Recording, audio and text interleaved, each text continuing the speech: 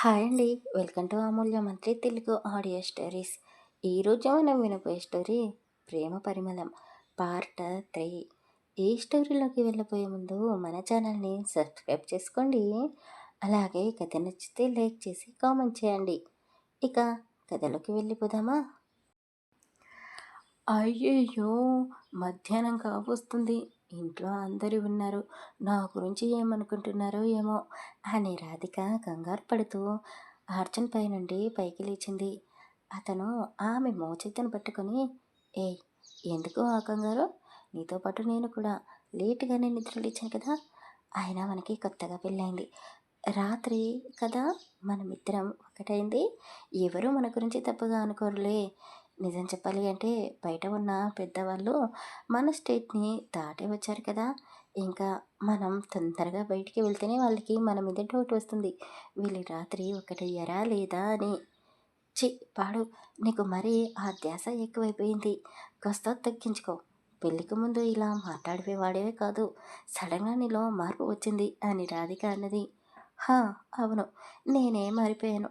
నువ్వు అస్సలు మారలేదు అంటూ అతను కూడా పైకి లేచి ఆమెని 2 చేతులతో ఎత్తుకున్నాడు. అయ్యో బావా! ఎక్కడికి? ఇష్!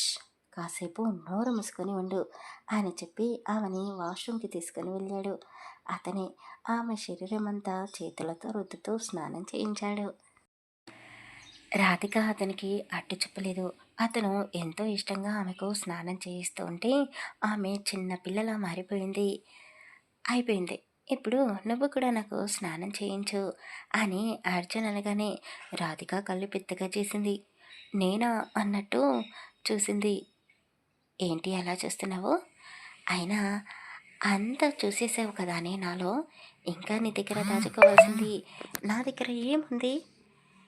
నోరు మూసుకొని నాకు చేయించు స్నానం అని చెప్పాడు. ఆమె కూడా ఎంతో ఇష్టంగా మనసులోనే మురిసిపోతూ అర్జున్‌కి స్నానం చేయించింది. అతను ఆమెకు వళ్ళంతా తుడిచాడు. రాధిక సిగ్గుతో తలదించుకుంది. నువ్వు ఇలా సిగ్గుపడితే ఎలా చెప్పు? నాకు ఫీలింగ్స్ వస్తున్నాయే. నిన్ను ఇలా చూస్తుంటే ఏదో చేయాలనిపిస్తుంది. అయినా రాత్రంతా ఇద్దరం ఇలాగే ఉన్నాం కదా! ఇంకా సిగ్గెందుకు? అంటే ఆమె తలని పైకెత్తాడు. రాధిక అతని కళ్ళలోకే చూస్తూ, నువ్వు ఇలా చూస్తుంటే నాకు చాలా ఇబ్బందిగా ఉంది బావా. ప్లీజ్ నేనే చీర కట్టుకుంటాను. నువ్వు రెడీ అవ్వచ్చు కదా అని చిన్నగా అన్నది. కుదరదు. నా పిల్లల్ని నేనే రెడీ చేస్తాను అని అతను చెప్పాడు. అతనికి ఎంత చెప్పినా వినిపించుకోవడం లేదు అని రాధిక సైలెంట్ అయిపోయింది. ఆమెకు చీర కట్టడంలో హెల్ప్ చేస్తూ ఉన్నాడు. అతను షర్ట్ వేసుకొని బటన్స్ పెట్టు అని ఆమె ముందు నిలబెట్టాడు. ఆ తర్వాత తలదువ్వు అంటూ దువ్వెన చేతికి ఇచ్చాడు. రాధిక చాలా సింపుల్గా రెడీ అయ్యింది. ఎంతో అందంగా ఉంది. అతను కూడా ఆమెకు తగ్గట్టుగానే రెడీ అయ్యాడు. ఇద్దరూ కలిసి బయటికి వచ్చారు. అందరూ హాల్లోనే ఉన్నారు. బంధువులందరూ వెళ్ళిపోయారు. అర్జున్ వాళ్ళ నాన్న రాజశేఖర్, అమ్మ రేవతి ఇంట్లోనే ఉన్నారు. ఇక రాధిక వాళ్ళ అమ్మ, చెల్లి, తమ్ముడు కూడా ఇంట్లోనే ఉన్నారు. పెళ్లి పనుల వల్ల వాళ్ళు బాగా అలసిపోయారు. ఇంటి నిండా పని వాళ్ళు. వీళ్ళిద్దరూ నడుచుకుంటూ వస్తూ ఉంటే ఆ తల్లిదండ్రుల మనసు నిండిపోయింది. రాధిక వాళ్ళ అమ్మ దగ్గరికి వెళ్ళి నిలబడింది. వెళ్ళి మీ అత్తమామల ఆశీర్వాదం తీసుకో తల్లి అని ఆవిడ చెప్పడంతో సరే అని తలాడించి అర్జున్తో కలిసి అత్తయ్య మామయ్య గారి ఆశీర్వాదం తీసుకుంది. అయ్యో! ముందు దేవుడికి దండం పెట్టుకోండి. ఇప్పుడు మధ్యాహ్నం అయింది. కాస్త ఉదయాన్నే లేచి ఉంటే మిమ్మల్ని గుడికి పంపించేవాళ్ళము. కొత్త జంటని మిట్ట మధ్యాహ్నం బయటికి ఎలా పంపించగలము? ముందు ఇంట్లో దేవుడికి దండం పెట్టుకోండి. కాస్త ఎంగిలి పడ్డాక సాయంత్రం గుడికి వెళ్ళి రండి అని అర్జున్ వాళ్ళ అమ్మ సావిత్రి గారు చెప్పారు. ఆమె చెప్పినట్టుగానే ఇంట్లో పూజ గదిలోకి వెళ్ళి దేవుడికి దండం పెట్టుకున్నారు. ఇద్దరూను. అర్జున్ రాధికకి బొట్టు పెట్టి కళ్ళలో ఆ కుంకుమ పడకుండా ఉఫ్ అని ఊదాడు. అదంతా చూస్తూ ఉన్న శోభకి మనసు తృప్తి పడిపోయింది. నా కూతురు నా అల్లుడి దగ్గరనే సంతోషంగా ఉంటుంది అని ఆమె మనసులో అనుకుంది. ఇద్దరు డైనింగ్ టేబుల్ దగ్గర కూర్చున్నారు.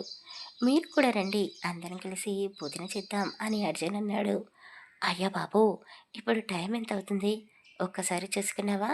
మేము ఉదయాన్నే లేచి టిఫిన్ చేసేసాము. మధ్యాహ్నం భోజనం కూడా చేశాము.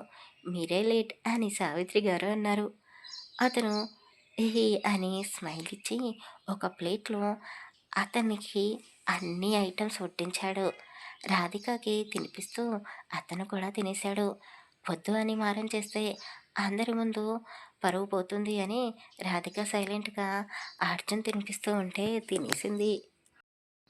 "అమ్మ రాధిక, నీకు ఇష్టమని ఐస్ క్రీమ్, గులాబ్ జామ్ చేయించి పెట్టాను. ఇది కూడా తినేసేయి" అని వాళ్ళ అత్తగారు సావిత్రి అమ్మగారు ఎంతో ప్రేమగా కోడలికి తినిపించింది. వాళ్ళ మామయ్య కూడా రాధికని ఒక కూతురులా చూసుకుంటున్నాడు. అత్తయ్య, మామయ్య వాళ్ళ రూపంలో తల్లిదండ్రులు దొరికారు రాధికకు. అంతకంటే మించిన అదృష్టం ఏ అమ్మాయికైనా ఉంటుందా? కానీ రాధిక మనసు ఆందోళనలతో నిండిపోయింది. చెల్లెలి గదిలోకి వెళ్ళి, "ఎలా ఉన్నావే? రాత్రి సరిగ్గా నిద్ర పట్టిందా లేదా?" అని అడిగింది. "అక్క, ఇప్పుడు ఏం చేద్దాం?" అని ఏడుస్తూ అడిగింది. "అది ఆలోచిస్తున్నానే.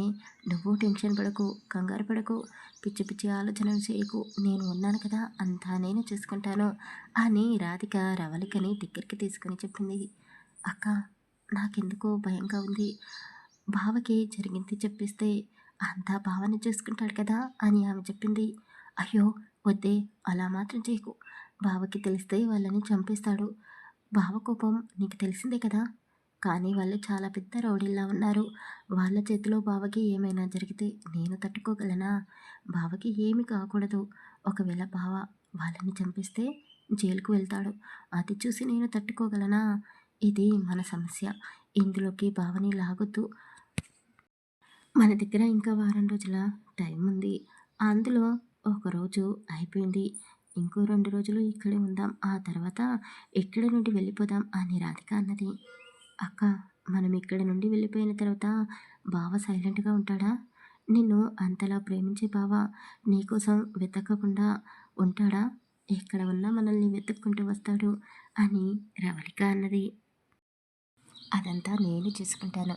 ముందు నువ్వు ప్రశాంతంగా ఉండు" అని చెప్పి రాధిక ఇంటి పెరటి వైపు వెళ్ళింది. అక్కడ ఉయ్యాల బల్ల ఉంటే అందులో కూర్చొని ఆలోచిస్తూ అలా ఒరిగిపోయింది. ఈ 2 రోజులు బావ మనసుని విరిచేయాలి. నా మీద పెంచుకున్న ప్రేమని ముక్కలు చేసేయాలి.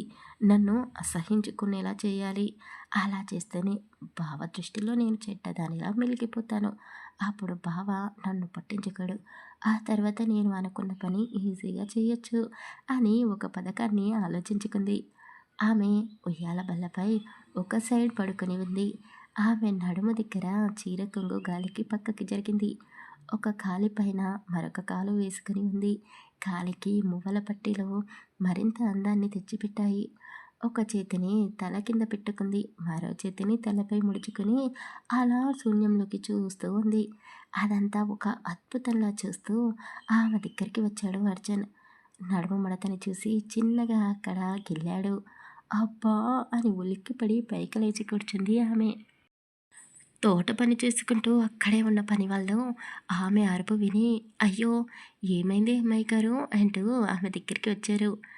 ఆమె అర్జున్ని కోపంగా చూస్తూ, "ఏమీ లేదు, చీమ కుట్టింది, గండు చీమ" అని చెప్పింది. "అయ్యో ఎక్కడ అమ్మాయి గారు, నాకు చూపించండి, కరిచిన చోట వాచిపోతుందో ఏమో, ఒకసారి నన్ను చూడనివ్వండి" అని ఒక పెద్దావిడ ఆమెకు దగ్గరగా వచ్చి అడిగింది. ఎక్కడ అక్కడ పని వాళ్ళందరూ ఉండడంతో ఆమెను ఆ నడుముని ఆ పెద్దావిడకి చూపించలేకపోయింది. "పర్వాలేదు, నేను లోపలికి వెళ్ళి రెస్ట్ తీసుకుంటాను" అని చెప్పింది రాధిక. "అయ్యో అది కాదమ్మా, ఒక్కసారి నాకు చూపించు, గండ చిమ్మకరిస్తే చాలా వాపు వచ్చేస్తుంది" అని ఆవిడ అన్నది. అర్జున్ నవ్వుతూ, "మీరు వెళ్ళి మీ పనులు చూసుకోండి, నేను ఉన్నాను కదా, నేను వాపు రాకుండా చూసుకుంటాను.